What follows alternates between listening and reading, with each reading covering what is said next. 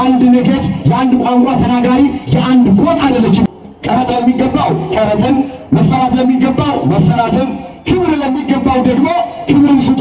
የተከበሩ አባታችን ሊቀ ኅሩያን ፍቅረ ኢየሱስ ሀገረ ስብከቱ የሕግ ክፍል ዋና ኃላፊ፣ ክቡር አባታችን ሊቀ ጠበብት ሲራክ የደሴ ከተማ ቤተ ክህነት ዋና አስተዳዳሪ፣ የሀገረ ስብከቱ ልኡካን፣ የአድባራትና የገዳማት አስተዳዳሪዎች፣ ክቡር አባታችን መላከ ፀሐይ አባ ሳሙኤል የዚሁ ቤተ መቅደስ ዋና አስተዳዳሪ፣ ይህንን ሕዝብ ለማገልገል ከሩቅ የመጣችሁ ክቡር መምህራችን መጋቢ ሃይማኖት መምህር ኢዮብ ይመኑ፣ ክብርት እህታችን ዘማሪት ምርትነሽ ጥላሁን፣ የሰንበት ትምህርት ቤት ተማሪ ወጣቶች፣ በዚህ የቅድስና ስፍራ ላይ ቃሉን ለመስማት በዓሉን ለማክበር ጻድቁ አባታችን አቡነ ተክለ ሃይማኖትን ለመማፀን ከሩቅም ከቅርብም የተሰበሰባችሁ ሁላችሁም በእግዚአብሔር ሰላምታ እንደምን አደራችሁ? እንደምን አረፈዳችሁ? እንደምን ሰነበታችሁ? አሜን። አምላካችን እግዚአብሔር ያለፈውን ጊዜ በሰላምና በጤና አስፈጽሞን በእድሜያችን ላይ ይህችን ቀን ተጨማሪ አድርጎልን እዚህ ዕለትና እዚህ ሰዓት ስላደረሰን ስለማይነገር ስጦታው ቅዱስ ጳውሎስ እንደተናገረ ስሙ ለዘላለም የተመሰገነ ይሁን። የእናታችን የእመቤታችን የቅድስተ ቅዱሳን የንጽሕተ ንጹሐን የድንግል ማርያም የወላዲተ አምላክ አማላጅነት አይለየን። እግዚአብሔር አምላካችን ከጻድቁ አባታችን ከአቡነ ተክለ ሃይማኖትና በዛሬው ቀን በቤተ ክርስቲያናችን መታሰቢያቸው ከሚደረግላቸው ቅዱሳን አባቶቻችን ሁሉ ረድኤትና በረከት ሁላችንን በቸርነቱ ያሳትፈን። የምስጢር ባለቤት ቸር አምላካችን እግዚአብሔር የተሰወረውን የወንጌል ምስጢር ለሁላችን ገልጦ የሚረባንንና የሚጠቅመንን ነገር እንዲያስተምረን የእሱ ቅዱስ ፈቃዱ ይሆንልን። እንኳን አደረሳችሁ።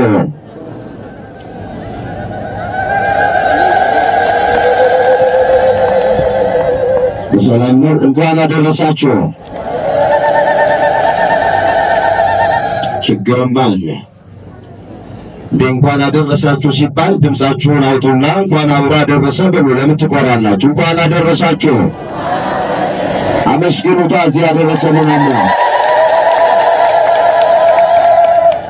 እንኳን ዓመት ቆይቶ መገናኘት ይቅርና ዛሬ ታውቃላችሁ ጠዋት ያየናቸውን ሰዎች ከሰዓት ለማየት የተቸገርንበት ዘመን ላይ ደርሰናል። ወጥቶ መግባት የለም፣ ተቀምጦ መነሳት የለም። ዘመናችን አጭር ነው። አምላካችን እግዚአብሔር ሁላችንንም ጠብቆን በእድሜ ላይ እድሜ ጨምሮ ከዘመን ዘመን አሸጋግሮ እዚህ ዕለት እዚህ ሰዓት ስላደረሰን ምንሰጠው ነገር የለም ከምስጋና በቀር ለእግዚአብሔር ምናደርግለት የምንሰጠው ነገር የለም። ስለዚህ እዚህ ያደረሰንን አምላክ ከልባችሁ ሁላችሁም አመስግኑት። እስኪ በልባችሁ አመስግኑ። ስሙ የተመሰገነ ይሁን። ብዙ ጊዜያችሁን አልወስድም። የተሰበሰብንበት ምክንያት ምን እንደሆነ ጥቂት ጊዜ ወስደን እንማማራለን።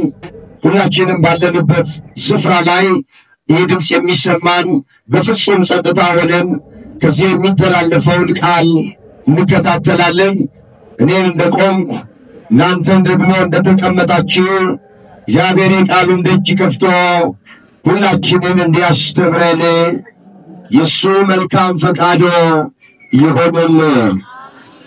በሚኖረን አጭር ሰዓት ውስጥ የምንማማርበት የትምህርታችን ርዕስ የሚሆነው ዝክረ ጻድቅ ለዓለም ይሄሉ የሚል ይሆናል።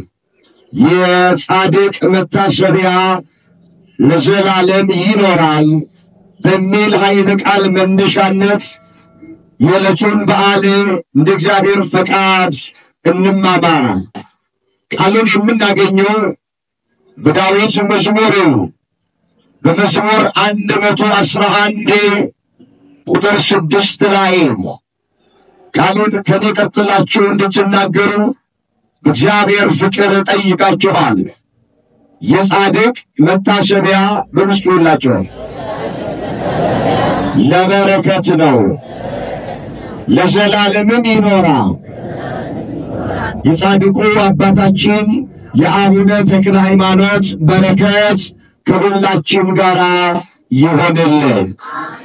ይህንን በርዕስነት ያነሳነውን ኃይለ ቃል በዚህ ስፍራ ላይ የተናገረው ልበ አምላክ እየተባለ የሚጠራ አባታችን ክቡር ዳዊት የተናገረው ቃል ሁላችን እንደምናውቅ እግዚአብሔር ዳዊትን ከእረኝነት ስፍራ አንስቶ ሁለተኛ የእስራኤል ንጉሥ አድርጎታል። ከዋሻ ውስጥም አውጥቶ ሰገነት ላይ አቆሞታል። አባትና እናቱ በተውት ጊዜ እግዚአብሔር አስታውሶታል።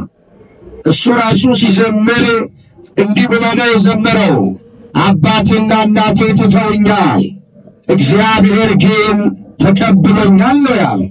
እዛ መዝሙር 26 ቁጥር 10 ላይ የተመዘገበ እግዚአብሔር ቃሉን አስተውሉ። አባትና እናቴ ትተውኛል አለ ዳዊት። ወገኖቼ ሰው ቢተወን እግዚአብሔር ሊያስታውሰን ይችላል። እግዚአብሔር ከተወን ግን ማንም ሰው ሊያስታውሰን አይችልም። ሰው ቢሰብር እግዚአብሔር ይጠግናል። እግዚአብሔር የሰበረውን ማንም ሰው ሊጠግነው አይችልም። ሰው ቢጠላ እግዚአብሔር ሊወድ ይችላል። እግዚአብሔር የጠላውን ማንም ሰው ሊወደው አይችልም። ዳዊትን እናትና አባቱ ወላጆቹ ቢተውት መጽሐፍ ቅዱስ እንደሚናገር እግዚአብሔር ግን አስታውሶታል። ዳዊትን ያስታወሰ አምላክ ሁላችንን በቸርነቱ ያስታውሰ። ወገኖቼ ትልቁ ነገር በእግዚአብሔር አለመተው ነው። ትልቁ ነገር በእግዚአብሔር አለመረሳት ነው።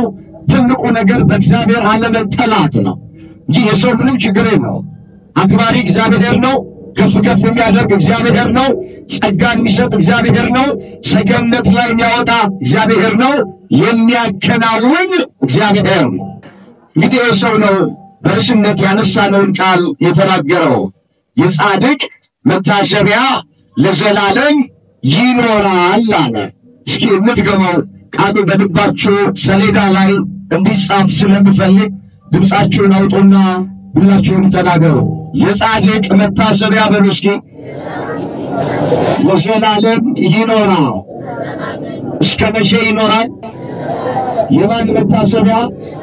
እንግዲህ ዛሬ የጻድቁ አባታችን የአቡነ ተክለ ሃይማኖትን ዓመታዊ ክብረ በዓል እያከበርን ነው ያለ ነው። ርዕሱን የመረጥነው በዚህ ምክንያት ነው። ስለዚህ በነገረ ቅዱሳን ዙሪያ ጥቂት ነገር እንማማራለን። በመጀመሪያ ቅዱሳን እነማን ናቸው የሚለውን ባጭሩ እመለከታለሁ። በሁለተኛ ደረጃ ለምን ቤተክርስቲያን ቅዱሳንን ታከብራለች የሚለውን አያለው።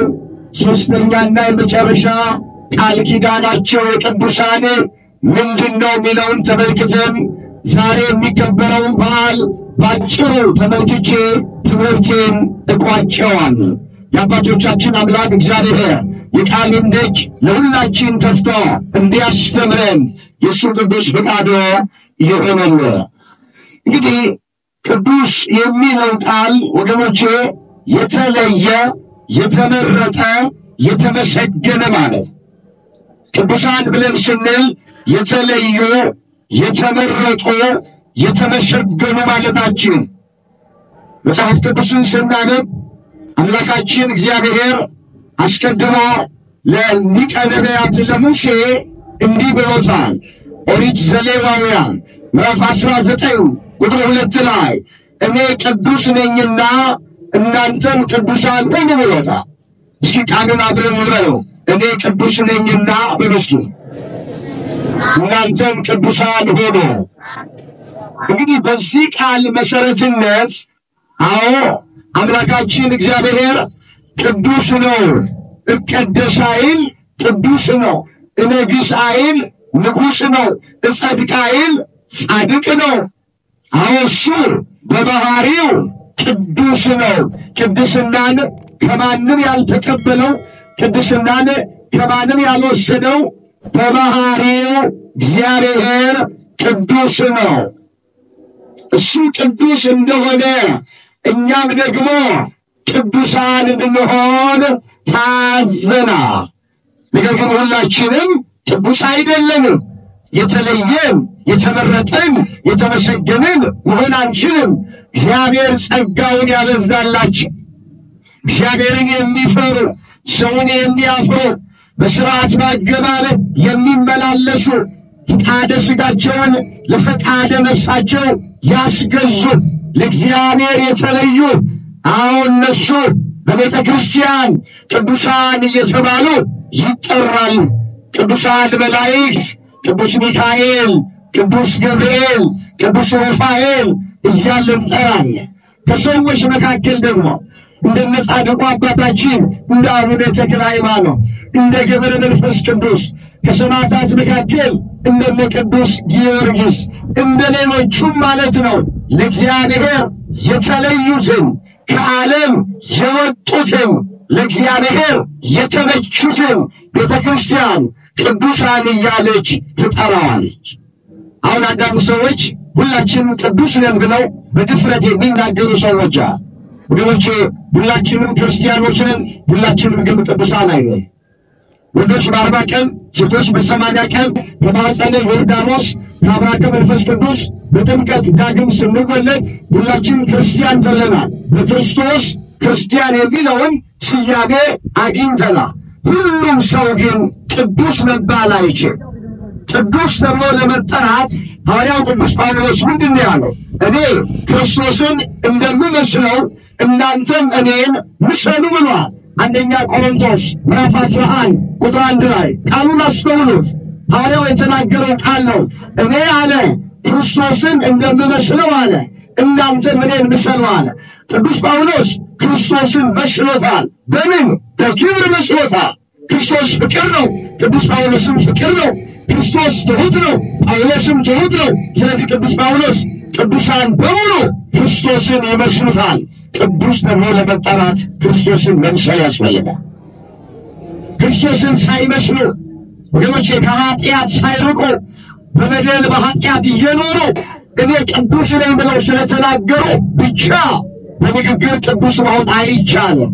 ስለዚህ የመጀመሪያው ቅዱሳን ብለን ስንል አሁን ከላይ እንዳየነው ክርስቶስን መስለው የሚኖሩ የተመረጡ በእግዚአብሔር ፊት ሞገስ ያላቸው በእግዚአብሔር ፊት ተቀባይነት ያላቸው ቤተ ክርስቲያን ቅዱሳን ብላ ትጠራቸዋለች።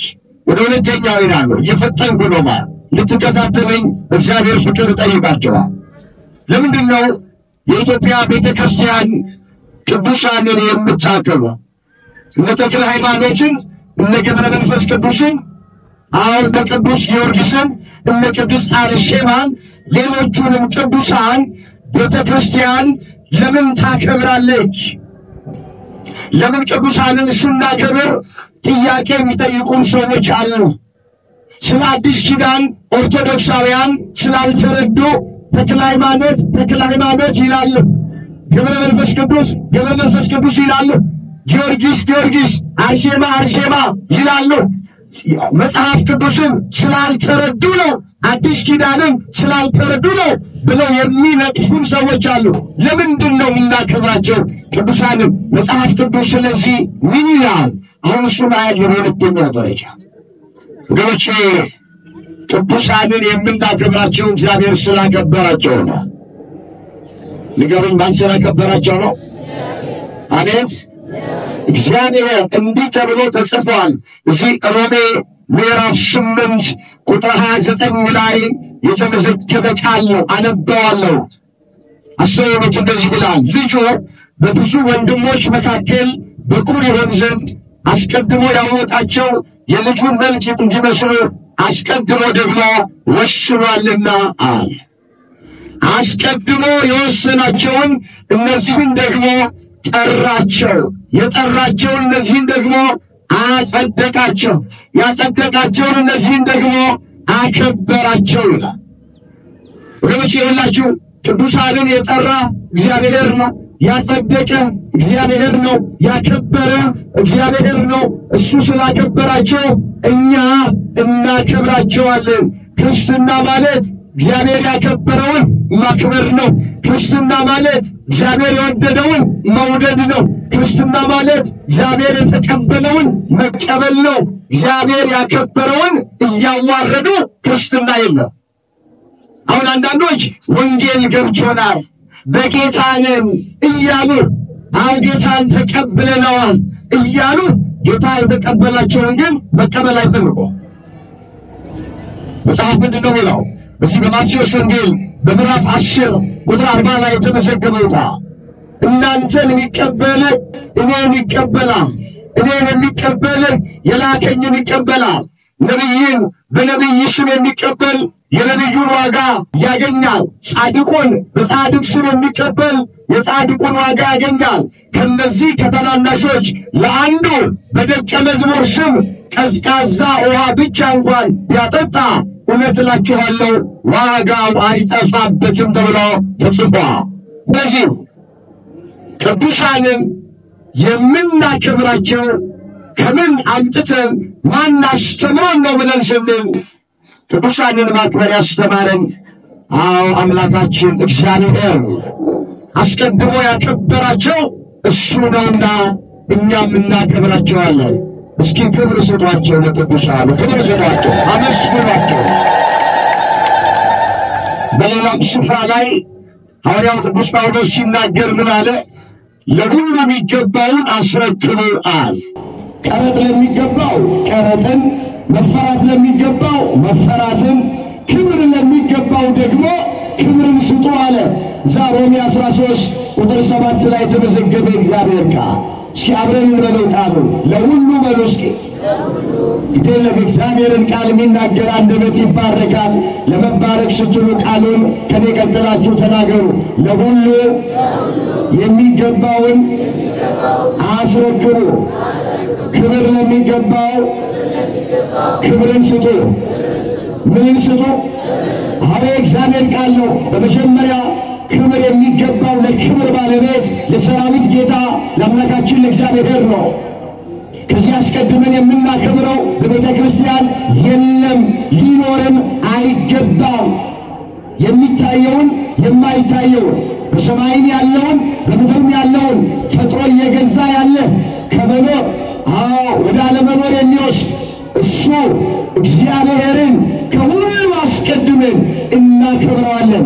ከዚያ ደግሞ እሱ ያከበራቸውን በቤተ ክርስቲያን እናከብራቸዋለን። ድንግል ማርያምን ስላከበራት እናከብራታለን። ቅዱሳኑን ስላከበራቸው እናከብራቸዋለን። መላእክቱን ስላከበራቸው እናከብራቸዋለን። ሰማዕታቱን እግዚአብሔር ስላከበራቸው እኛም እናከብራቸዋለን። ለሁሉም እስቲ ክብር ስጧቸው፣ አመስግኗቸው። እግዚአብሔር ስላከበራቸው ነው እናከብራቸው። ሁለተኛው ይሄ ነው። ቅዱሳንን ለምን እናከብራለን ተብለን ስንጠየቅ መልሳችን ወገኖች ብዙ ምዕራፍና ቁጥር አያስፈልግም። አትጨነቁ። የማያሳፍር እምነት ይዛችሁ ኦርቶዶክሳውያን እንዳታፍሩ፣ አንገታችሁን እንዳትደፉ። አሁን እዚህ ስንሰበሰብ የተክለ ሃይማኖትን በዓል ስናከብር አንዳንድ ሰነፎች፣ አንዳንድ አላዋቂዎች ኦርቶዶክሳውያን ተክለ ሃይማኖትን ያመልካሉ ብለው የሚሉ ሰዎች አሉ። ወገኖቼ ለአንዳንዶች እንደሚመስላቸው እኛ ተክለ ሃይማኖትን አናመልክም። የኛ አምላካችን አንድ ነው፣ ስሙም እግዚአብሔር ነው። አምላካችን ስንት ነው? ስንት ነው? ደሴዎች ንገሩኝ እንጂ ምንድን ነው ፍዝዝ ያላችሁት? ስንት ነው አምላካችን? ስሙ ማን ነው? አቤት ተክለ ሃይማኖትን እኛ እናመልካለን ወይ? የኛ አምላክ ማን ነው? እግዚአብሔር። መጽሐፍ እንደዚህ ይላል፣ እስራኤል ሆይ ስማ፣ አምላካችን እግዚአብሔር አንድ እግዚአብሔር ነው። አንተም አምላክ እግዚአብሔርን በፍጹም ልብህ፣ በፍጹም ነፍስህ፣ በፍጹም ኃይልህ ውደደው፣ እሱን ብቻ አምልከው፣ ከሱም ጋራ ተጣበቅ ተብሎም ተጽፏል። ኦሪት ዘዳግም ምዕራፍ 6 ቁጥር 4 ላይ የተመዘገበ ቃል። ባካችሁ ቃሉን አስተውሉት። እስራኤል ሆይ ስማ አለ። ለጊዜው ቃሉ የተነገረው ለእስራኤል ዘሥጋ ነው። አምላካችን እግዚአብሔር አንድ እግዚአብሔር ነው። እግዚአብሔር አንድ ነው። እርግጥ ነው እግረ መንገድ በስም በአካል በግብር ሥላሴ ሦስት ናቸው እንላለን። በባህሪ በህልውና ዓለምን በመፍጠር ዓለምን በማሳለፍ በልብ በቃል በስትንፋስ ይህን በመሳሰለው አንድ እንላለን። ሦስት አምላክ ግን ቤተ ክርስቲያኒቱ የላትም። ሦስት እግዚአብሔር የላትም። ሦስትነት የስም ነው። ሦስትነት የግብር ነው። ሦስትነት የአካል ነው። አምላካችን ግን አንድ ነው። ብዙ አማልክት በቤተ ክርስቲያን የለም። ምናመልከው እግዚአብሔር ቅዱሳንን እግዚአብሔር ስላከበራቸው እናከብራቸዋል። መላእክቱን እግዚአብሔር ስላከበረ እናከብራል። ጻድቃንን ሰማዕታትን እግዚአብሔር ስላከበረ እናከብራል እንጂ እኛ የምናመልከው ብዙ አማልክት የለንም። ስንት ነው አምላካችን አልኳችሁ? ስንት ነው? አንድ ነው። ወደ ሦስተኛው ልሂድ። ቃል ኪዳናቸው መጽሐፍ ቅዱስ ምን ይላል ስለ ቃል ኪዳናቸው? የጻድቁ አባታችን የአቡነ ተክለ ሃይማኖት ቃል ኪዳን ትናንትና ብዙ ያከበርናቸው እንደዚሁ የቅዱሳን በዓላት አሉ። ታውቃላችሁ። ኢትዮጵያዊ ጻድቅ አቡነ ሐራ ድንግልም፣ ኢትዮጵያዊ ሊቅ ቅዱስ ያሬድ የተሰወረበት ዛሬም እንደዚሁ በርካታ የቅዱሳንን መታሰቢያ በቤተ ክርስቲያናችን እያከበርን ያለ ወይስ ቃል ኪዳናቸው በመጽሐፍ ቅዱስ በብዙ ስፍራ ላይ ተመዝግቦልናል። የጻድቅ መታሰቢያው ለዘላለም ይኖራል ነው። ለተወሰነ ጊዜ አይደል፣ ለተወሰነ ዓመት አይደል። መጽሐፍ ቅዱስ የሚለው የጻድቃን መታሰቢያቸው ለዘላለም እስከ ዓለም ፍጻሜ ድረስ እንደሚኖር ተመዝግቧል። በዚህ መሰረት ነው በየጊዜው ቤተ ክርስቲያን የጻድቃኑን የቅዱሳኑን መታሰቢያቸውን የምታደርገው።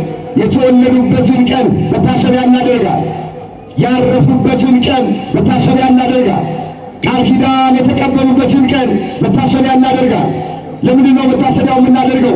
በረከት ለማግኘት ነዋ። ለምን ጠቢቡ ሶሎሞን በመጽሐፈ ምሳሌ በምዕራፍ 10 ቁጥር 7 ላይ የጻድቅ መታሰቢያው ለበረከት ነው ብሏል እንጂ ለመርገም አይደለም። የጻድቁ አባታችን የአቡነ ተክለ ሃይማኖትን ፍልሰተ አጽም ዛሬ ግንቦት 12 መታሰቢያ የምናደርገው ለመርገም አይደለም፣ ለበረከት ነው። ለምን? መጽሐፉ የጻድቅ መታሰቢያው ለበረከት ነው። ስለዚህ የጻድቁ በረከት ከሁላችን ጋር ይሁን። አምላካችን እግዚአብሔር በጻድቁ ቃል ኪዳን ሁላችንንም ይጠብቀን። ዳዊት ከመረጥኳቸው ጋራ ቃል ኪዳንን አደረግኩ ብሎ ተናግሯል። መዝሙር 88 ቁጥር 3 ላይ ከመረጥኳቸው ጋራ ቃል ኪዳንን አደረግኩ ብሏል። አዎ ከምርጦቹ ምርጥ የሆነች ድንግል ማርያም ወላዲተ አምላክ ናት። ከእሷ ጋር የገባው ቃል ኪዳን አለ። ከቅዱሳን ጋር የገባው ቃል ኪዳን አለ። ከጻድቃን ጋር የገባው ቃል ኪዳን አለ። ከሰማዕታት ጋር የገባው ቃል ኪዳን አለ። ዛሬ መታሰቢያቸው የሚከበረው የጻድቁ አባታችን አቡነ ተክለ ሃይማኖት ዓመታዊ በዓል ከእሳቸው ጋርም የገባው ቃል ኪዳን አለ። ቃል ኪዳኑ ምንድን ነው? በስማቸው የተራበውን ያበላ፣ የተጠማውን ያጠጣ፣ የታረዘውን ያለበሰ፣ ለድሃ ቸርነት ያደረገ፣ አዎ ገድላቸውን የጻፈ ያጻፈ ያነበበ ሲነበብ የሰማ ቤተ ክርስቲያን ያነጸ ያሳነጸ እምርልሃለሁ ብሎ ለጻድቁ አባታችን ለአቡነ ተክለ ሃይማኖት እግዚአብሔር ቃል ኪዳን ገብቶላቸዋል። እግዚአብሔር የኪዳን አምላክ ነው። እግዚአብሔር የቃል ኪዳን አምላክ ነው። በዛ ቃል ኪዳን መሰረት እኛ እንማራለን፣ በረከት እናገኛለን፣ ምሕረት እናገኛለን፣ ይቅርታ እናገኛለን ብለን አምነን ነው የተሰበሰብነው። እግዚአብሔር እንደ እምነታችን ያድርግልን። እግዚአብሔር በኪዳኑ የሚመራ አምላክ የኪዳን አምላክ ነው። እግዚአብሔር ለዘመናት ከነ አብርሃም ጋር ከነ ይስሐቅ ጋር ከነ ያዕቆብ ጋር ከነ መልከጼዴቅ ጋር ከሌሎቹም የእምነት አርበኞች ጋር እግዚአብሔር ቃል ኪዳን እንደገባ በመጽሐፍ ቅዱስ ተመዝግቦልናል። ከዛም በኋላ እስከ ዓለም ፍጻሜ ከእናንተ ጋር ነኝ በሚለው አምላካዊ ቃል መሰረት ቃል ኪዳን ገብቶላቸዋል። ቅድም ያነበብነው ቃል ምንድን ነው የሚለው? እናንተን የሚቀበል እኔን ይቀበላል፣ እኔን የሚቀበል የላከኝን ይቀበላል። ነቢይን በነቢይ ስም የሚቀበል የነቢዩን ዋጋ ያገኛል፣ ጻድቁን በጻድቅ ስም የሚቀበል የጻድቁን ዋጋ ያገኛል ብሏል። በዚህ ቃል መሰረት ነው ቤተክርስቲያን መታሰቢያ የምታደርገው። በቃል ኪዳን እንጠቀማለን ብለን የምናምነው በዚህ ቃል መነሻነት ነው። የጻድቁ አባታችን የአቡነ ተክለ ሃይማኖት ቃል ኪዳናቸው ከሁላችን ጋር አይሆን፣ በረከታቸው ከሁላችን ጋር አይሆን። ጥቂት ነገር ተናገሩ ትምህርቴን ጠቅልላለሁ። እንግዲህ ጻድቁ አባታችን አቡነ ተክለ ሃይማኖት ኢትዮጵያዊ ሐዲስ ሐዋርያ ተብሎ ይጠራል። መጽሐፍ ቅዱስን ስናነብ በጣም ብዙ ቅዱሳኖች አሉ። ወገኖቼ ተክለ ሃይማኖት ኢትዮጵያዊ ሐዋርያ ናቸው። ቤተክርስቲያን ከውጭ የተቀበለቻቸው ብዙ ቅዱሳን አሉ፣ ብዙ ጻድቃን አሉ። ለምሳሌ ጻድቁ አባታችን አቡነ ገብረ መንፈስ ቅዱስ ኢትዮጵያዊ አይደል፣ ግን በሀገራችን በኢትዮጵያ ይከበራል። አቡነ አረጋዊ ኢትዮጵያዊ አይደል፣ ግን በሀገራችን በኢትዮጵያ ትልቅ በዓል ይደረግላቸዋል፣ ትልቅ ክብር ይሰጣቸዋል። ጊዮርጊስ ኢትዮጵያዊ አይደለም፣ አርሴማ ኢትዮጵያዊ አይደለችም፣ ግን በሀገራችን በኢትዮጵያ ቀን ተመድቦላቸው ጽላት ተቀርጾላቸው ቤተክርስቲያን በስማቸው ታንጾላቸው ይከበራሉ። ቤተክርስቲያኒቱን ባካችሁ የሆነ ጎጥ ውስጥ የሆነ ብሔር ውስጥ አንወሽቃት፣ አንጨምራት። ዓለም አቀፋዊት ቤተክርስቲያን ናት። የኢትዮጵያ ኦርቶዶክሳዊት ተዋሕዶ ቤተክርስቲያን ዓለም አቀፋዊት ናት፣ ኩላዊት ናት፣ ሐዋርያዊት ናት እንጂ የአንድ ነገድ የአንድ ቋንቋ ተናጋሪ የአንድ ጎጥ አይደለችም ቤተክርስቲያኒቱ። ሰዎቹ ባለማወቅ ቤተክርስቲያኒቱን የአንድ ነገድ አድርገው አስቀምጠዋታል። የሚጠሏት የሚከሷት ሊያዩዋት ማይፈልጉ ሰዎች አሉ። ታውቃላችሁ፣ እኛ አርሴማን የተቀበልናት ኢትዮጵያዊ ናት በሚል አይደል ወገኖቼ። ጽድቋን ቅድስናዋን በእግዚአብሔር ፊት ያላትን ተቀባይነት አይተን የክርስቶስ ምስክር ስለሆነች ለጋ ዕድሜዋን ለክርስቶስ የሰጠች ስለሆነች እሱን አይተን የምናከብራት የተቀበልናት። ሌሎቹንም የተቀበልናቸው እንደዚህ ነው። ከዚህ የሚለየው ግን ጻድቁ አባታችን አቡነ ተክለ ሃይማኖት ኢትዮጵያዊ ሐዋርያ ጻድቅ ናቸው። የተወለዱት ታኅሳስ 24 ቀን ነው። እዚህ ሰሜን ሸዋ አካባቢ ኢቲሳ የሚባል አካባቢ ነው የተወለዱት። ያረፉት ነሐሴ 24 ቀን ወገኖቼ በመቶ ዓመት አካባቢ 99 ዓመት ከ10 ወር ነው በዚህ ምድር የኖሩት። አባታቸው የጻድቁ አባታችን የአቡነ ተክለ ሃይማኖት ካህኑ ጸጋ ዘአብ ተብለው ይጠራሉ። እናታቸው ቅድስት እግዚአብሔር ተብለው ይጠራሉ። እድሜ ልካቸውን ጻድቁ አባታችን የኖሩት ወገኖቼ ለእግዚአብሔር የኖሩ ናቸው። ገና በተወለዱ በ3 ቀናቸው አሃዱ አብ ቅዱስ፣ አሃዱ ወልድ ቅዱስ፣ አሃዱ ውእቱ መንፈስ ቅዱስ ብለው ሥላሴን አንደበታቸው ተከፍተው አመስግነዋል። አመስግኑት እግዚአብሔርን። የታደለ አንደበት በ3 ቀን አምላክን ያመሰግናል። መጽሐፍ እንደዚህ ይላል። እዚህ ትንቢተ ኤርምያስ ምዕራፍ 1 ቁጥር 4 ላይ በሆድ ሳልሰራ አውቄሃለሁ፣ ከማኅፀንም ሳትወጣ ቀድሼሃለሁ ይላል። ጻድቁ አባታችን አቡነ ተክለ ሃይማኖት ገና ከእናታቸው ማኅፀን ከእናታቸው ሆድ ሳይወጡ ጸጋ መንፈስ ቅዱስ ያደረባቸው የተቀደሱ የተለዩ አባት ናቸው። በ3 ቀናቸው ነው አንዱ አብ ቅዱስ ነው፣ አንዱ ወልድ ቅዱስ ነው፣ አንዱ መንፈስ ቅዱስ ቅዱስ ነው ብለው ሥላሴን ያመሰገኑት በ3 ቀናቸው ነው። ዛሬ የ3 ዓመት ልጅ እንኳን በደንብ አስረግጦ አይናገር። እሳቸው በ3 ቀናቸው ተናገሩ። ከዚህ በኋላ ነው ወገኖቼ ዞረው የኢትዮጵያን ምድር በወንጌል ያረሷት። ለዚህ ነው እንደዚህ እያልን የዘመርነው። ጣዖታትን አጠፉ። ብዙ ሕዝብ ከገቢረ ኃጢአት ወደ ገቢረ ጽድቅ፣ ከአምልኮተ ጣዖት ወደ አምልኮተ እግዚአብሔር መልሰዋል። ብዙ አብያተ ክርስቲያናት አንጸዋል። ለብዙ ሰዎች መዳን ምክንያት ነበሩ። ምንም የባከነ ጊዜ አልነበራቸውም። ዕድሜ ዘመናቸውን በጾም በጸሎት በአገልግሎት ወንጌል በመስበክ የኖሩ አባት ናቸው። በረከታቸው ከሁላችን ጋር ይሁን። ሐዲስ ሐዋርያም የተባሉት ወንጌል ሰባኪ ስለሆኑ ሐዲስ ኪዳንን ይሰብኩ ስለነበረ ሐዲስ ሐዋርያ ተብለው ተጠርተዋል። የመጀመሪያ ስማቸው ፍስሐ ጽዮን ተብሎ ይጠራል። የጽዮን ተድላ የጽዮን ደስታ ማለት ነው። በኋላ ቅዱስ ሚካኤል ተገልጦላቸው ከዛሬ ጀምሮ ፍስሐ ጽዮን ተብላ አትጠራም፣ ተክለ ሃይማኖት ተብለ ትጠራለህ አላቸው። ተክለ ሃይማኖት ማለት የሃይማኖት ፍሬ ማለት ነው። ተክለ አብ፣ ተክለ ወልድ፣ ተክለ መንፈስ ቅዱስ ማለት ነው። ስማቸውን ያወጣላቸው ገናናው መልአክ የመላእክት አለቃ ቅዱስ ሚካኤል ነው። ክብር ምስጋና ለአምላካችን ለእግዚአብሔር ይሁን።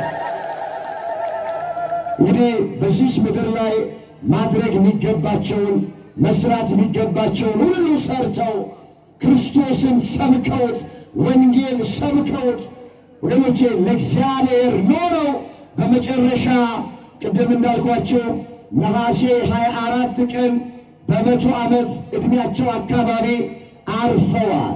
ዛሬ ግንቦት 12 ቀን በቤተ ክርስቲያን የምናከብረው ፍልሰተ አጽማቸው ከተቀበሩበት ወደ ደብረ አስቦ ከደብረ አስቦ አሁን ወዳለበት ወደ ደብረ ሊባኖስ ገዳም የፈለሰበት መታሰቢያ ዛሬ በደብረ ሊባኖስ በታላቅ ድምቀት ይከበራል። ብዙ ሕዝብ ከሰሜንም ከደቡብም ከምስራቅም ከምዕራብም በተሰበሰበበት ይከበራል። እድለኞች ናቸው። ጻድቁ አባታችን አቡነ ተክለ ሃይማኖት የመነኮሱት በ30 ዓመታቸው ነው። የመነኮሱበትም ስፍራ ሐይቅ እስጢፋኖስ እዚህ ቅርባችሁ ነው። እድለኞች ናቸው። እንደገና ደጃችሁ ላይ የጻድቁ ታቦት አለ። እግዚአብሔርን አመስግኑት። ክብር ምስጋና ለስሙ ይሁን። ዞረው ኢትዮጵያን ወንጌል የሰበኩ ጣዖትን ያጠፉ ስለ እግዚአብሔር ወገኖቼ የኖሩ ለራሳቸው ሳይሆን ለአምላካቸው የኖሩ ናቸው። መጽሐፍ ምን ይላል? ስለ እኔ ሲል ስለ ስሜ ሲል ቤቱን፣ ሀብቱን፣ ንብረቱን፣ እናቱን፣ አባቱን፣ ወንድሙን፣ እህቱን፣ ልጆቹን፣ እርሻውን የተወ ሁሉ 100 እጥፍ ይቀበላል ነው የሚለው። እዛ ማቴዎስ 19 ቁጥር 29 ላይ 100 እጥፍ ይቀበላል። ጻድቁ አባታችን ከቤት ሲወጡ አምላኬ ሆይ አሉ፣ ቤቴን ከፍቼ ክፍቱን ትቼ እንደወጣው መንግሥተ ሰማያትን ከፍተህ ተቀበለኝ ብለው ሁሉን ትተው ጻድቁ አባታችን እግዚአብሔርን ተከትለውታል። በመጨረሻም እሱም መንግሥቱን ከፍቶ በእቅፉ አስገብቷቸዋል። በረከታቸው በሁላችን ላይ ይደርብን። የጻድቁ በረከት ከሁላችን ጋር ይሁን። ይበቃናል። የጻድቅ መታሰቢያው ለዘላለም ይኖራል። የጻድቁ አባታችን የአቡነ ተክለ ሃይማኖት መታሰቢያቸው ለዘላለም ይኖራል።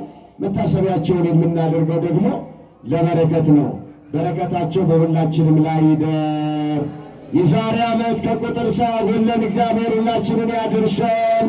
ሰላማታ ለምትጨነቅ ሀገራችን ኢትዮጵያ እውነተኛ ሰላም እግዚአብሔር ይስጥልን። አባቶቻችን ያሉት ስብሰባ ላይ ነው፣ በሲኖዶስ ላይ ነው ያሉት። በእውነት መንፈስ ቅዱስ ከነሱ ጋር ሆኖ ለቤተ ክርስቲያን የሚጠቅም ለምዕመናን የሚጠቅም ሥራ እንዲሰሩ እግዚአብሔር ያግዛቸው፣ እግዚአብሔር ይርዳቸው። መንፈስ ቅዱስ ከነሱ ጋር ይሁን። የሁላችንን የልቡና መሻት ከኃጢአት በስተቀረ አምላከ ተክለ ሃይማኖት ይፈጽምልን። የሁላችንን መጨረሻ እግዚአብሔር ያሳል።